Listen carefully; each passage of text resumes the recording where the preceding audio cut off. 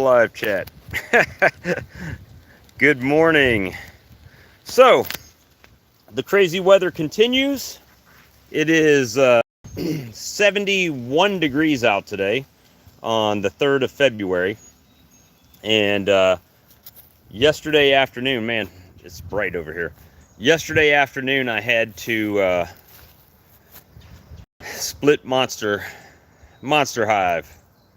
I was going through it, and I found a queen cell with a larva in it. So I'm just gonna peek in on it right now. I don't even know if you guys can see me because of the sun. But I'll try to keep it. Hey, how's it going? Let me make sure I got my live chat messages. All right, yeah, live chat. Okay, so yesterday was the 2nd of February. Today's the 3rd of February, and it is 71 degrees out, a little bit overcast.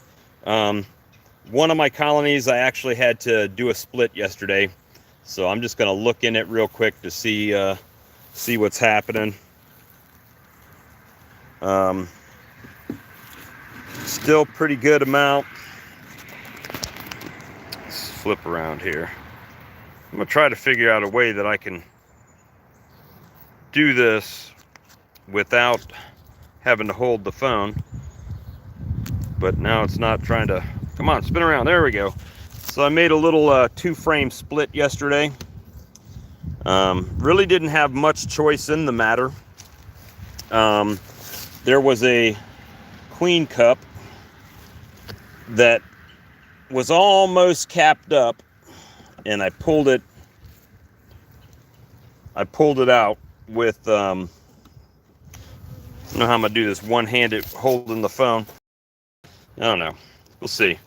So I know this outside frame is nothing. Please don't fly on my sleeve. They like to fly on my sleeve. Let me see. Okay, I'm gonna set you down for a second. It might look crazy. This is a February 2nd split. And I'm gonna. All right, come on. I'm gonna try to do this one-handed. Don't know how it's gonna work out, to be honest with you. But I'll tell you what, it looks like. Let me see which is the best way to do this without killing a bunch of bees or making them all mad.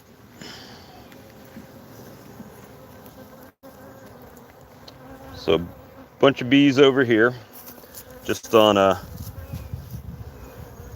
piece of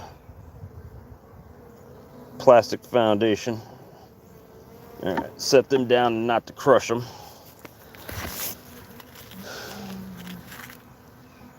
I'm happy to see this many bees still in here. They're in the same apiary. They're on nucleus row here. And all right, don't get too mad. I understand. See what we got here. Some brood. Let me see where the cell is. Might be up. There it is. Yep. All right. Let me spin the frame for you. I'm not used to doing this one-handed. I don't know how Barnyard Bees does it. But there's the queen cell they've made. Almost capped. Definitely got a. Let me see if I can. Definitely got royal jelly and larva in there. So I pulled this frame yesterday. Make sure that stays inside.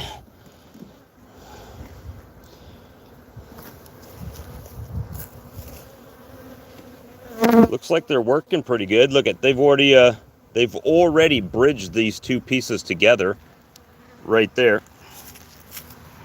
They've already bridged these two pieces together just since yesterday. And they're drawing out new comb on this other. I'm gonna go ahead and push these back together because there's nothing else to look at in there except for some brood. And they started pulling a little bit of comb out on this just since yesterday. So I'm gonna try to put this back in.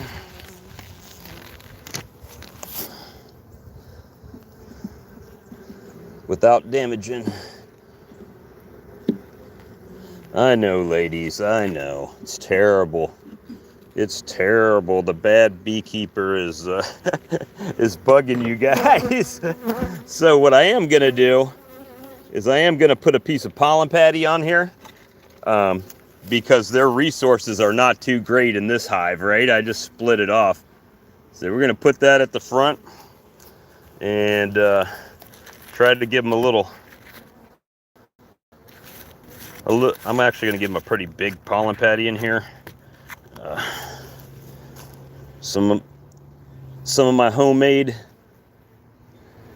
patty. Try to run them down there. And that's it. So we're going to keep an eye on that cell. It's not all the way capped yet.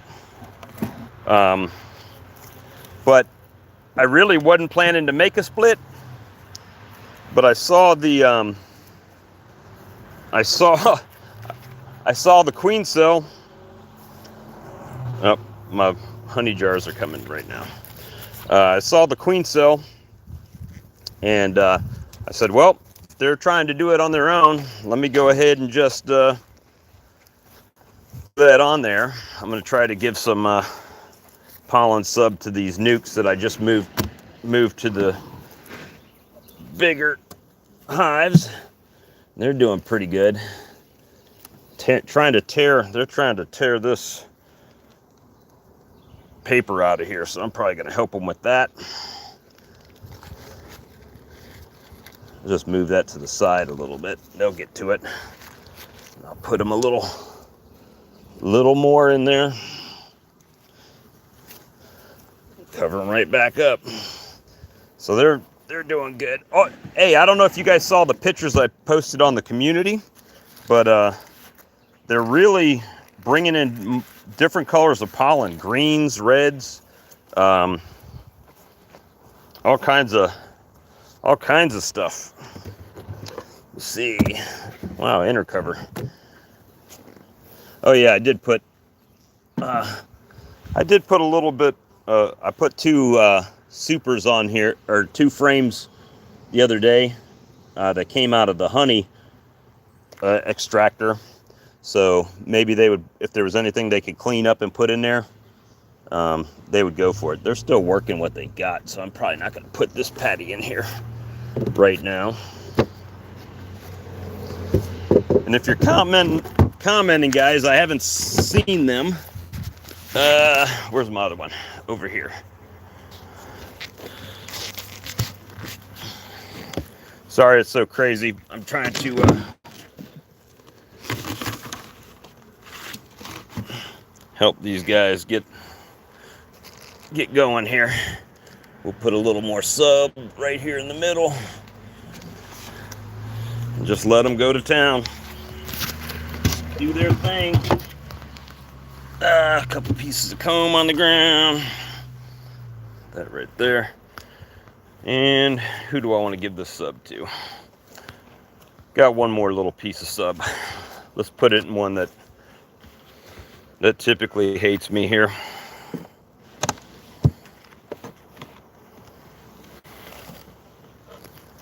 Sorry. We'll just give him another little piece of sub. It's so warm out here today. It's crazy. That's in the medium box that's up top. I still get this whole top box is just about full of honey. Right now, I'm gonna have to pull it soon. But let's see. Let me spin this thing around.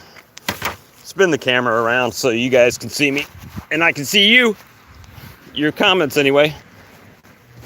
All right, go away, girl. And I'll actually take my hood off.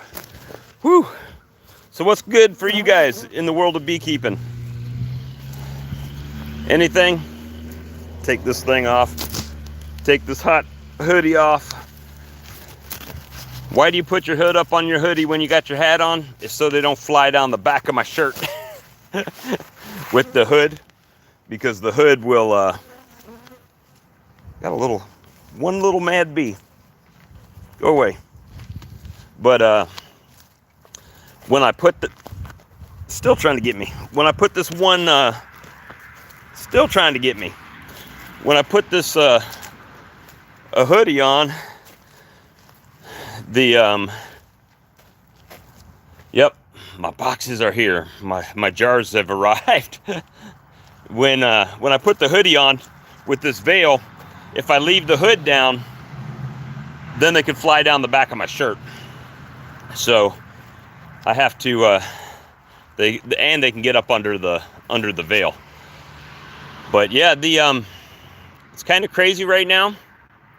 The temperature swings. 70 today. They're actually calling for possibility of snow on Saturday.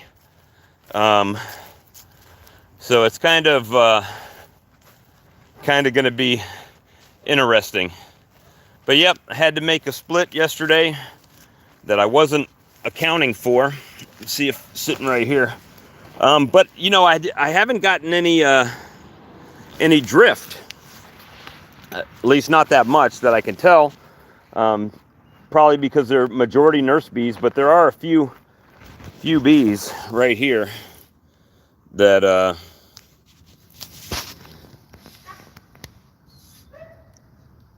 are doing a little bit of orientation and figuring out where they're at. So hopefully queen hatches probably once it's capped. What, we got about 9 days after it's capped. So that'll put us right just before Valentine's Day, and then we'll get the queen to fly out. I'm just leaving them a little bit secluded right now. I mean, I got a very little slit on the top that they can come out before I open them up, because I was trying to not get the drift. But yeah, I was just working in the yard yesterday, out here in the bee yard, cleaning some stuff up, and I decided I had a little bit more time, so I went through Monster Hive, because I hadn't been in it since I put the frames and stuff in it. And in the Top Super, they had a queen cup, and I immediately carried it over. The queen wasn't on it. I immediately carried her over and the new queen cell and put her in this box with some brood and some nurse bees.